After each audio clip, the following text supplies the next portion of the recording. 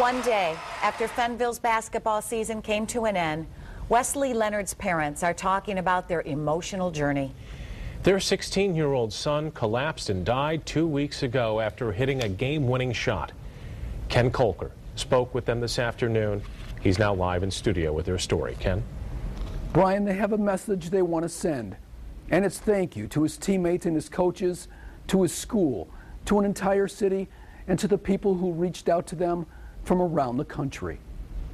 We just wanted to thank everybody in the community and surrounding communities have been unbelievable to our family, and I don't even know how to express it. In the days after their son's death of a heart attack after making the winning basket, their home was packed with friends and relatives. I mean, people just fed our entire, there's sometimes for 30 people here, maybe even 40 at certain days, and they just provided for those people. They were able to eat. They marveled at the boys on the team, their boys, the boys who spent nights at their home after Wes's death, flopping on the couch on the floor, not allowing them to be alone. They come over and they lightened our mood, thank God. They were unbelievably good. Yeah. Because we weren't much to deal with for 16, 17-year-old boys to come over and no, it wasn't spend fun. hours and hours and hours with us. And they came from Mitchell. And they're part of our family. Yeah. Wes's parents went to every game after their son's death, 4 games, including last night's loss. They couldn't get the image out of their minds, how Wes was always the last player out of the locker room. Just kept watching for him to come out.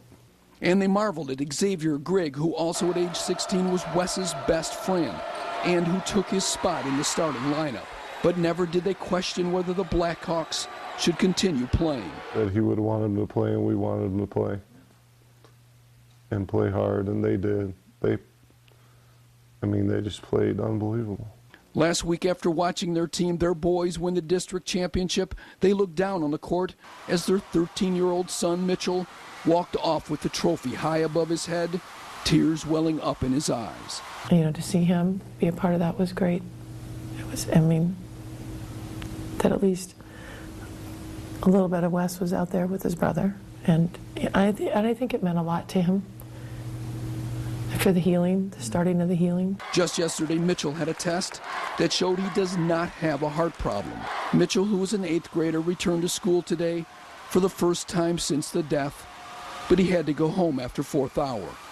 It was more than he could take. We don't know which way to turn, to be honest. Wes's mom and dad say they plan to work on a fundraising project in Wes's memory to raise awareness of the sudden deaths of young athletes. Ken Kolker, Ken, thank you for that, and he will have much more from the Leonards tonight at 10 and 11.